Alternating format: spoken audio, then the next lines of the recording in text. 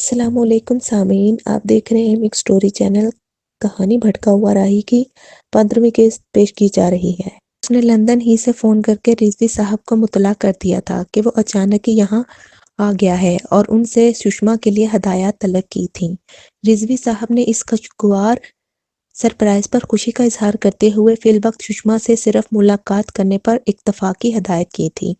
انہوں نے کہا تھا کہ وقت کی کمی کا بہانہ کر لے، وہ جلدی جان چھڑا سکتا ہے۔ انہوں نے یہ بات اس کی ثوابدید پر چھوڑ دی تھی کہ اگر وہ پسند کرتا تو فی الوقت اس سے نہ ملے۔ نہیں جناب، اب میں آیا ہوں تو ملاقات نہ کرنا زیادتی ہوگی، اس نے فون پر ہی ہنستے ہوئے کہا۔ اوکے، گڈ لک، جس روز واپسی کا پروگرام ہو اطلاع کر دینا، کوئی دوست تمہیں ایئرپورٹ پر ریسیو کر لے گا۔ Thank you sir. اس نے کیرن سے 3-4 روز بعد ایک دن اکیلے گھومنے کی اجازت لے لی تھی۔ اس طرح وہ خود یہاں کے اسرار و رموز سے آگاہ ہونا چاہتا تھا۔ کیرن نے اس کی خواہش کا احترام کیا تھا اور اسے لندن کا نقشہ تھماتے ہوئے شام 8 بجے پکاڈلی اسٹیشن پر اس جگہ پہنچنے کے لیے کہا تھا جہاں اس نے ارسلان کو چھوڑا تھا۔ کیرن سے الگ ہوتے ہی اس نے فون باکس سے سشما کے نمبر گھمانا شروع کر دیے۔ دوسرے نمبر پر وہ مل گئی۔ ارسلان کی اس طرح اچانک آمد نے اسے حیرت زدہ کر دیا تھا۔ جواب میں ارسلان نے وہ جگہ بتائی اور تقریباً آدھ گھنٹے بعد سشما بھٹاچاریہ وہاں موجود تھی۔ ویلکم، اس نے ارسلان کے گلے کا ہار بنتے ہوئے کہا۔ اپنی کار میں وہ ارسلان کو نزدیکی ایک ریسٹورینٹ کی طرف اڑائے لے جا رہی تھی۔ راستے میں ارسلان نے اسے اچانک اطلاع دینے پر معذرت کرتے ہوئے کہا کہ اسے اچانک ملک صاحب کے خاص کام سے یہاں 5 روز کے لیے آنا پڑا اور وہ پرسوں ہی واپس جا رہا ہے، لیکن بہت جلدی واپس آئے گا، پھر اس سے تفصیلی مذاکرات ہوں گے۔ اس اچانک اور انتہائی مختصر شیڈول پر سشما نے زبردست احتجاج کیا، لیکن کسی نہ کسی طرح ارسلان نے اسے مطمئن کر لیا۔ سشما نے وہاں سے فون کر کے کسی کو اپنے شام تک لوٹنے کی اطلاع دی اور کہا تھا کہ ایک دوست پاکستان سے اچانک اور شام تک کا وقت انہوں نے اکٹھے گزارا۔ اس دوران وہ مختلف جگہ گھومتے اور آپس میں باتیں کرتے رہے۔ سشما بھٹاچاریہ اس درمیان اپنی دانست میں رہی صحیح کسر پوری کر دی تھی۔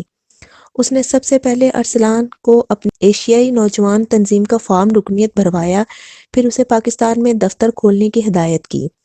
ایک جگہ وہ دوپہر کے بعد جب کھانا کھا رہے تھے تو اچانک سشما کا ایک واقف کار اس سے ٹکرا گیا۔ سشما نے اس کا تعارف کرپلانی کے نام سے ارسلان سے کروایا اور اسے اپنی تنظیم کا وائس پریزیڈنٹ بتایا تھا۔ ارسلان اندازہ کر سکتا تھا کہ اس نوجوان کی آمد اچانک نہیں بلکہ طے شدہ ہے، کیونکہ اس درمیان مختلف بہانوں سے سشما نے 4-5 مرتبہ مختلف جگہ فون کیے تھے۔ اس نے اس درمیان کئی جگہ اپنی اور ارسلان کی اکٹھے تصاویریں بھی اتاری تھیں۔ ارسلان اندازہ کر سکتا تھا کہ یہ تصویریں کیوں اتاری جا رہی ہیں، یقیناً یہ ریکارڈ میں جمع ہونی تھیں۔ شام تک سشما اسے اپنی دانست میں پاکستان سے متنفر کر چکی تھی اور اس نے اندازہ کر لیا تھا کہ اب یہ پٹھا ان کے گھنونے مقاصد کی بجاوری میں ان کا معاون ثابت ہوگا۔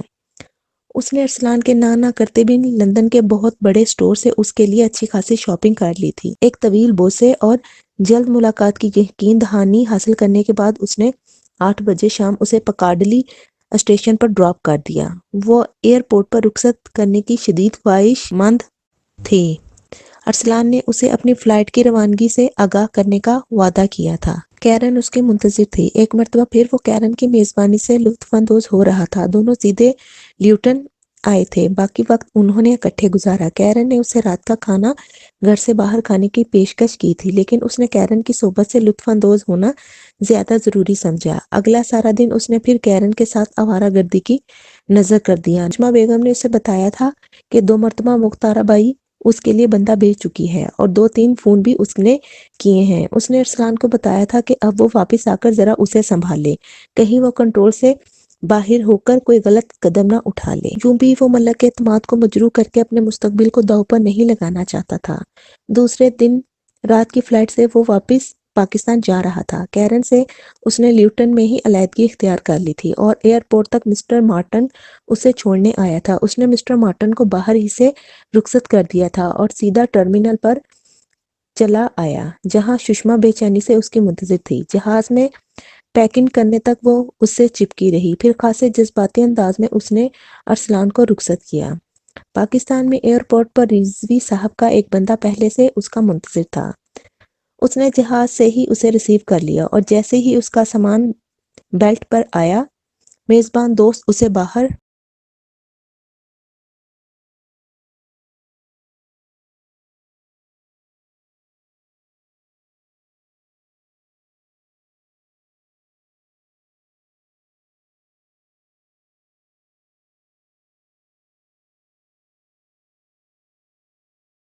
کیسا رہا ٹرپ؟ اس نے کنکھیوں سے ارسلان کی طرف دیکھ کر پوچھا۔ بہت اچھا، لیکن مجھے یہ سمجھ نہیں آ رہی کہ آپ نے مجھے اعتماد میں لینا کیوں ضروری نہیں سمجھا؟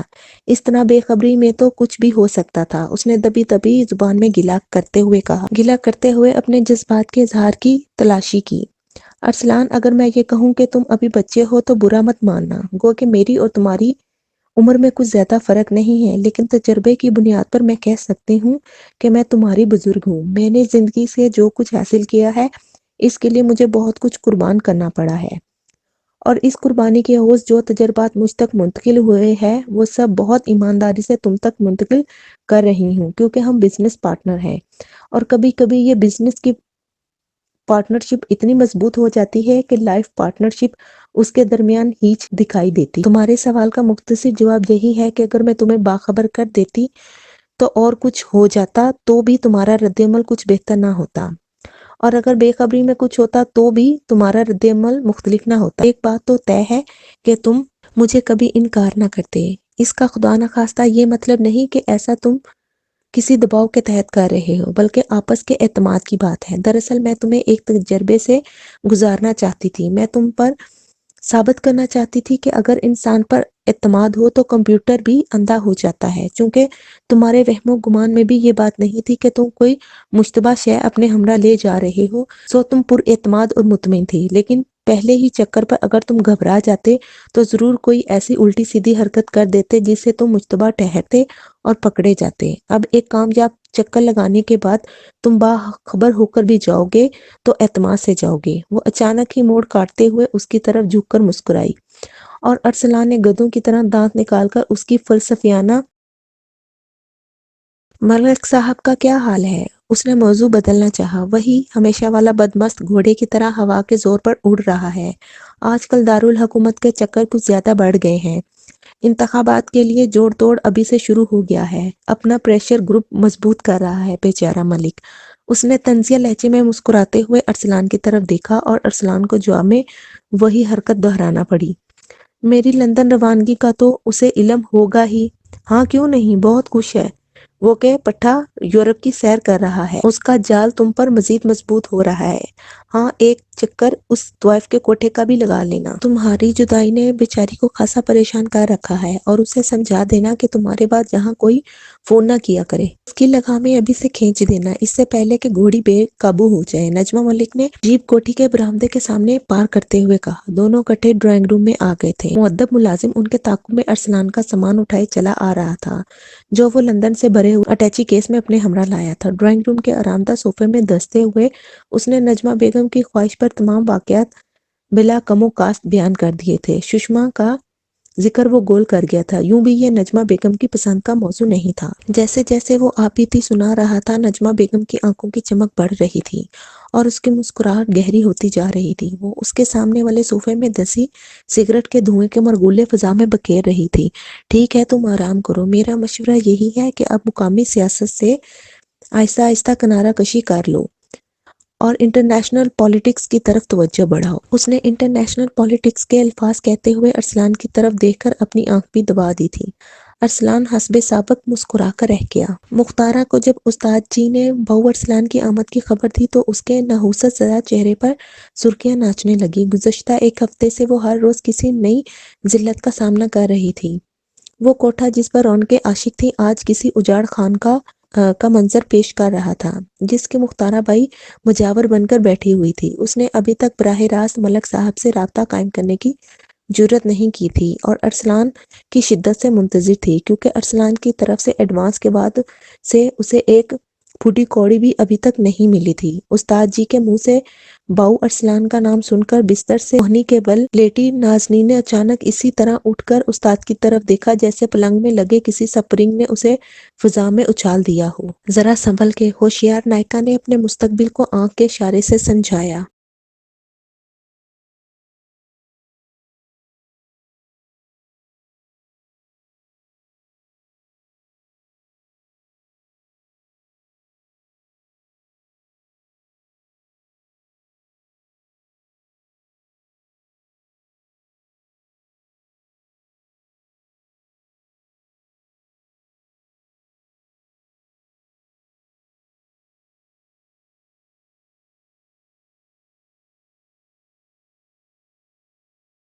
طلب کرتی ارسلان کی طرف سے نازنین کے احوال دریافت کرنے پر وہ پھر پھٹ پڑی۔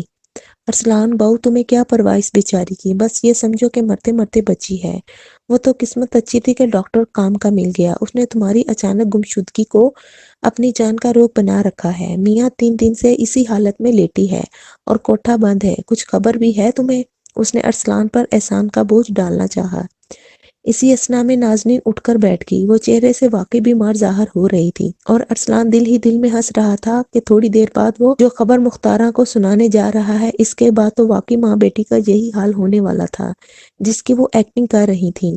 شکر ہے خدا کا میری بچی کے ہونٹوں پر مسکراہٹ تو آئی، اس نے نازنین کی طرف دیکھتے ہوئے کہا۔ میں ذرا چائے پانی کا بندوبست تو کر لوں، یہ کہہ کر ہوشیار نائکا باہر آ گئی۔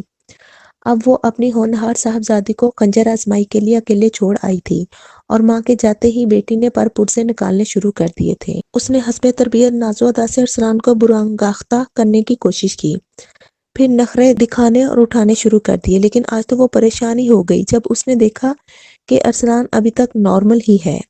یہ اس کے لیے چونکا دینے والی بات تھی۔ اس سے پہلے کہ صورتحال کی سمجھ اسے آتی، مختارہ بائی نے گلاسوں میں بوتلیں انڈیل کر برف کی ڈلیوں سمیت اس کے سامنے رکھ دیں۔ اس نے نازنین کو آنکھ کے اشارے سے باہر جانے کی تلقین کی تھی تاکہ بہو ارسلان سے بزنس کی بات کر سکے۔ اسے یقین تھا کہ اتنے عرصے میں ہی اس کی بیٹی نے بہو ارسلان کو آٹے دال کا بھاؤ بتا دیا ہوگا۔ ارسلان بیٹا تم نے تو حد ہی کر دی، ایک تو میں نے اپنی خاندانی روایات کا ستیہ ناش کرتے ہوئے اس بوڑھے بھیڑیے کے سامنے اپنی پھول سی بچی کو تمہارے کہنے پر پھینک دیا، اور دوسرے تم اچانک غائب ہو گئے۔ کم از کم رقم تو فوراً پہنچا کر جاتے۔ وہ تمہارا ملک، وہ تو درندہ تھا درندہ۔ میری بیٹی ابھی تک بیمار ہے، ساری زندگی میں اس کے سامنے آنکھیں اٹھا کر بات کرنے کے قابل نہیں رہی، اور تم ہو کہ خیر چھوڑو ان باتوں کو، لاؤ رقم نکالو۔ اس نے ارسلان کے سامنے کرسی پر بیٹھ کر سگریٹ سلگاتے ہوئے کہا۔ بی بی میں نے تو سوچا تھا کہ چلو کچھ میرا بھی بن جائے گا اور تمہارا بھی بھلا ہو جائے گا، لیکن تقدیر کے آگے تدبیر بھی نہیں چلتی، ارسلان نے مردہ سے لہجے میں کہا۔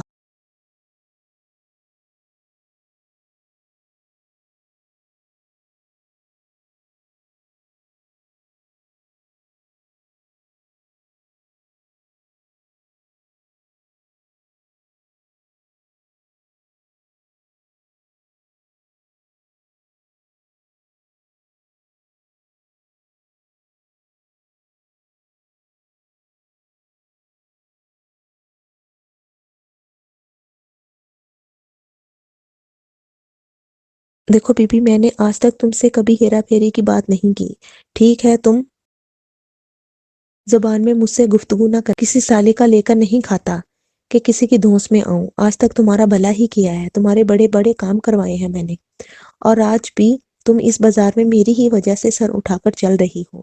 تھانے والوں کو بھنک بھی پڑ گئی کہ ملک صاحب نے تمہارے سر سے ہاتھ اٹھا لیا ہے تو تمہاری بیٹی کی ہڈیاں چبا جائیں گے۔ تم جانتی ہو کہ تمہارے کہنے پر میں نے 2 تھانے داروں کو یہاں سے ذلیل کروا کر نکلوایا ہے۔ ارسلان نے بھی مختارہ کے نہلے پر دہلا مارا تھا۔ اس بدلے ہوئے روپ نے مختارہ کے تو ہاتھوں کے طوطے اڑا دیے۔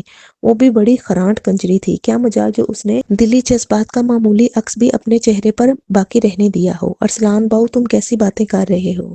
ہم نے تو تمہیں ہمیشہ اپنا بچہ سمجھا، تم جانتے ہو میں نے بھی نازنین کو تنہائی میں کسی تماشبین کے نزدیک نہیں پھٹکنے دیا، اور تم۔ اس نے بات ادھوری چھوڑ کر اب ارسلان کو اپنے احساسات کا احساس دلانا چاہا۔ خیر میری بات سنو اور زیادہ جذباتی بننے کی کوشش نہ کرو بی بی، یہ کام میں نے تیسری پارٹی کے کہنے پر کیا تھا، ورنہ میرا دماغ تو خراب نہیں کہ اتنا خطرناک کام، اور وہ بھی ملک صاحب کے خلاف کرواتا۔ وہ تو میری ہڈیوں سے کھال اتار کر کتوں کے سامنے ڈلوا سکتا ہے۔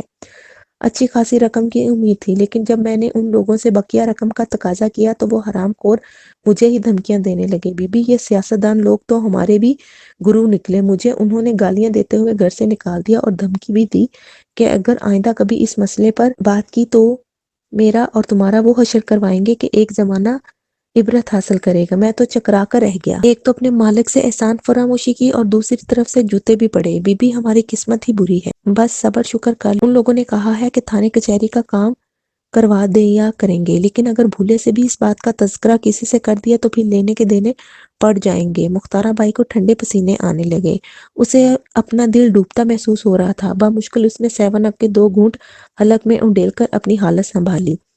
بیٹا یہ تم کیا کہہ رہے ہو؟ تم کہیں بی بی قسم لے لو اگر میں جھوٹ بولوں میں خود بری طرح پھنس گیا ہوں۔ ان سالوں نے ہمیں دھوکے میں رکھ کر استعمال کیا، اب اگر ہم میں سے کسی نے ان کے سامنے چوں چاں کی تو لینے کے دینے پڑ جائیں گے۔ ایک ہی طریقہ رہ گیا ہے کہ اپنے اس احسان کے بدلے ان سے تھانے کچہری کا کام کروا لیا کریں، اس طرح شاید ہمارا نقصان پورا ہو جائے۔ یہاں ہر دوسرے گھر پر ایک دو مقدمے بنے ہیں، باقی تمہاری مرضی۔ ہاں یہ رکھ لو، قسم کھا کر کہتا ہوں کہ اپنے پاس سے دے رہا ہوں، یہ تو میرا مولا ہی جانتا ہے کہ میں نے کتنے گھاٹے کا سودا کیا۔ یہ کہتے ہوئے اس نے اپنی جیب میں ہاتھ ڈال کر بٹوا نکالا اور ہزار ہزار کے 5 نوٹ بن کر مختارہ بائی کو تھما دی۔ لاکھوں کی آس آمد مختارہ بائی نے نیم مردہ بازو اس کی طرف بڑھا دیا اور لرزتے ہاتھ سے نوٹ پکڑ کر اپنے گریبان میں اڑوسے بٹوے میں ڈال کر اسے واپس اپنی جگہ رکھ لیا۔ اسے سمجھ نہیں آ رہی تھی کہ دل کو روئے یا جگر کو پیٹے۔ جس طرح وہ لٹی تھی ایسے کتنے بادشاہوں کو فقیر کیا تھا۔ ساری زندگی میں اس نے فتح مندیاں حاصل کی تھیں، اب عمر کے اس حصے میں ایک ہی شکست نے اسے اوندے منہ زمین بوس کر دیا تھا۔ اسے اپنے ہاتھوں پیروں سے جان نکلتی محسوس ہو رہی تھی، رہ رہ کر اس وقت کا ماتم کر رہی تھی جب اس کی عقل پر پتھر پڑ گئے تھے اور وہ ارسلان کے چکر میں پھنس گئی۔ اگر ارسلان جھوٹ بھی بول رہا تھا تو وہ اس کا کیا بگاڑ لیتی، الٹا اس کا نقصان ہوتا۔ خربوزہ چھری پر گرتا یا چھری خربوزے پر، اسے تو یہ خوف دامن گیر ہونے لگا تھا کہ کہیں کل کلاں یہ ارسلان باؤ ہی اسے بلیک میل نہ کرنے لگے۔ بری طرح پھنس گئی تھی مختارہ، سانپ کے منہ میں چھپکلی والی بات بن گئی تھی۔ بجھے بجھے دل سے وہ اس کی ہاں میں ہاں ملاتی رہی۔ اب وہ اس کے سوا کیا کر سکتی تھی کہ صبر شکر سے کڑتی رہے یا پھر کوئی تھانے کچہری کا کیس پکڑ کر دالانوں کی طرح اپنے کمیشن وصول کر لیا کرے۔ اس کا جی تو یہی چاہتا تھا کہ ارسلان کا منہ نوچ لے، لیکن وہ ایسا سوچ ہی سکتی تھی۔ ادھر ادھر کی چند الٹی سیدھی باتیں کر کے ارسلان وہاں سے رخصت ہو گیا۔ جاتے جاتے اس نے مختارہ بائی کو یہ بھی سمجھا دیا تھا کہ وہ کبھی اسے ٹیلی فون نہ کیا کرے۔ ہاں اگر پولیس والے تنگ کریں تو کوئی بات نہیں، تب وہ اسے مطلع کر دیا کرے۔ اس نے مختارہ بائی سے کہہ دیا تھا کہ وہ ایک مرتبہ پھر تھانے والوں کو کہلوا دے گا کہ اس کا خیال رکھیں، کتے کا بچہ۔ اس کے رخصت ہوتے ہی مختارہ نے اپنے دل کی بھڑاس نکالی۔ حرام خور مجھے پولیس کا ٹاؤٹ بننے کا مشورہ دے رہا ہے۔ اچھا بیٹا، جس روز میری داڑھ کے نیچے آ گیا ہڈیاں نہ چبا لیں تو لعنت ہے میرے جنم پر بھی۔ غصے سے ہانپتے ہوئے وہ چارپائی پر ڈھیر ہو گئی۔ ڈیرے کے ملازم حیرانی اور پریشانی کے عالم میں بکھلائے پھرتے رہے۔ عموماً ارسلان باؤ کی آمد پر انہیں بخشش ملا کرتی تھی، لیکن آج بے بھاؤ کی گالیاں مل رہی تھیں۔ اتنی گندی زبان بولتے انہوں نے مختارہ بائی کو کبھی نہیں سنا تھا۔